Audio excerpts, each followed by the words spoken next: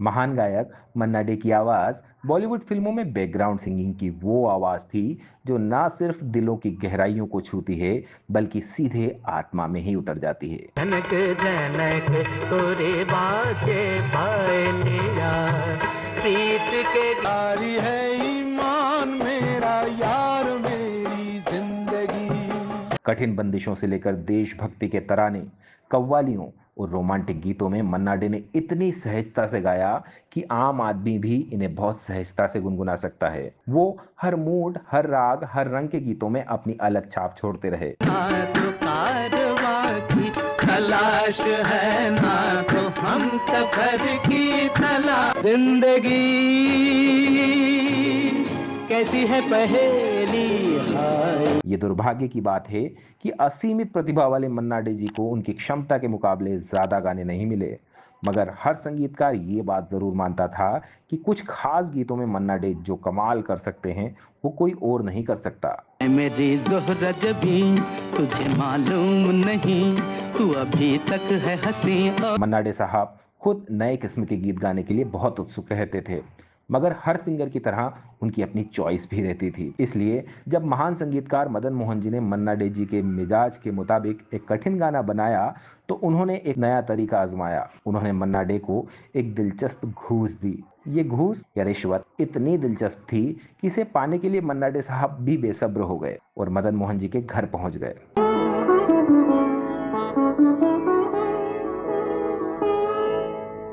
कौन सी थी ये घूस और इस घूस का नतीजा कितना सुरीला निकला, मैं इस खास वीडियो में इसका खुलासा करने वाला हूं।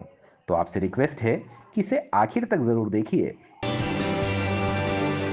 तो पेश है उस गीत की कहानी जो एक घूस के बदले वजूद में आया, जिसके बोल और सुर आज भी हर संगीत प्रेमी की आत्मा को छू जाते हैं। आँख न जाने दिल पहचाने।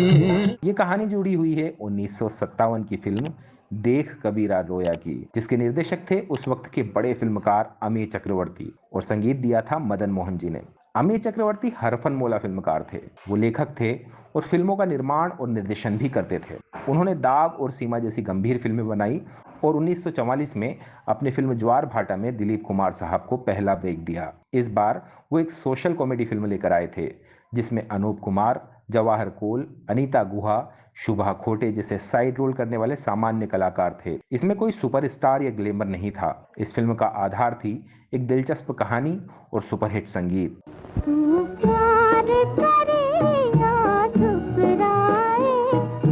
तुमसे आया न गया, तुमसे बुलाया न गया। उस वक्त तक मदन मोहन जी अपनी छोटी बहन लता मंगेशकर जी के साथ कई सुपरहिट गाने दे चुके थे, लेकिन उनके बारे में एक धारणा बनी हुई थी कि उनके ज्यादातर हिट गाने महिलाओं के लिए होते हैं।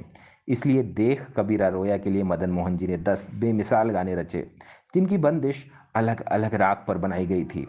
इन गानों के लिए उन्होंने जिन सिंगर्स को बुलाया उनके नाम देखिए: लता जी, गीता दत्त जी, सुधा मल्होत्रा जी, आशा जी और इनके साथ रफ़ी साहब, मुकेश जी, तलत महमूद साहब और जिस गाने की मैं बात कर रहा हूं उसके लिए मन्ना डे साहब।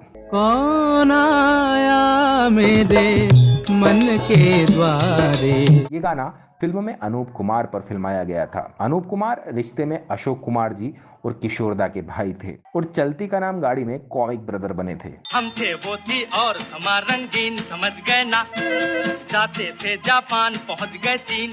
वो ज्यादातर कॉमेडी वाले रोल ही करते थे, लेकिन देख कबीरा रोया में वो सीरियस शायर बने थे जो दिल पर प्रेम की दस्तक होने से झूम रहे हैं। गाने के फिल्मांकन में उनके साथ शोभा खोटे भी नजर आती है। याद करूं तो याद न आए मूर्तिया। मदन मोहन जी ने इस गीत की बंदिश राग रागेश्वरी पर बनाई थी, जिसे राग रागेश्वरी भी कहते हैं। यह राग रात की बेला का होता है और इसका भाव होता है शांति, विरह और भक्ति का संगम। संगीतकार मदन मोहन जानते थे कि ये गाना मोहम्मद रफ़ी साहब या तलत महमूद जी की स्टाइल से मेल नहीं खाएगा, क्योंकि इसके लिए एक ऐसा गायक चाहिए जो इस राग की आत्मा को जी सके। इसके लिए उनके दिमाग में मन्ना डे का नाम आया। दिल पहचाने आँख न जाने।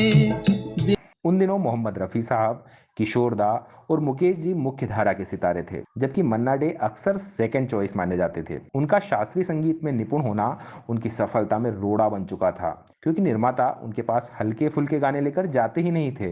खैर, मदन मोहन जी ने मन्ना डे को इस गाने का प्रपोजल देने के लिए एक नया तरीका अपनाया। ये तरीका था घूस देने का। याद करूं तो याद न आए। एक दिन मदन मोहन जी ने मन्ना डे जी को फोन किया और पूछा कि आप क्या कर रहे हो।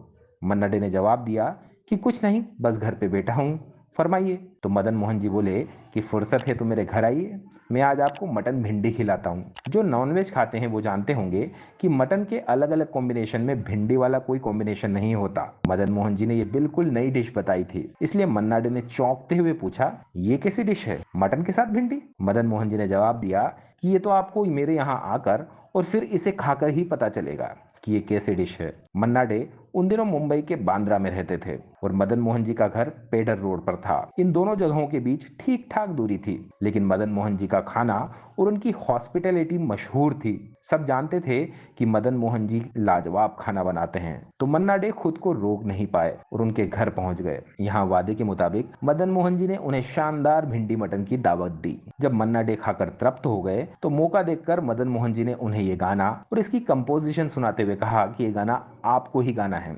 मन्ना डे ने शानदार मेजबानी का आनंद लिया था, इसलिए वो तुरंत तैयार हो गए। पागल मनवा सोच में डूबा सपनों। और इस तरह एक रिश्वत से बना गीत जिसने हिंदी फिल्म संगीत की शास्त्रीयता को लोकप्रियता से जोड़ दिया। एक अनोखा प्यार लिए कौन आया। ये गाना आज भी खूब सुना जाता है, इसलिए जब अगली बार आप यह गीत सुने तो सिर्फ संगीत ही नहीं, उस मजेदार मटन भिंडी की खुशबू भी महसूस करें जो इस अमर गीत की रिश्वत बनी थी। आपको ये गाना कैसा लगा? मदन मोहन जी ने मन्ना डे को जो रिश्वत दी वो आपको कैसी लगी? कमेंट करके जरूर बताइए। और अगर आपको वीडियो पसंद आया हो तो चैनल को सब्सक्राइब और वीडियो को लाइक भी जरूर कर लीजिएगा। वीडियो को आखिर तक देखने के लिए आपका बहुत बहुत धन्यवाद दोस्तों।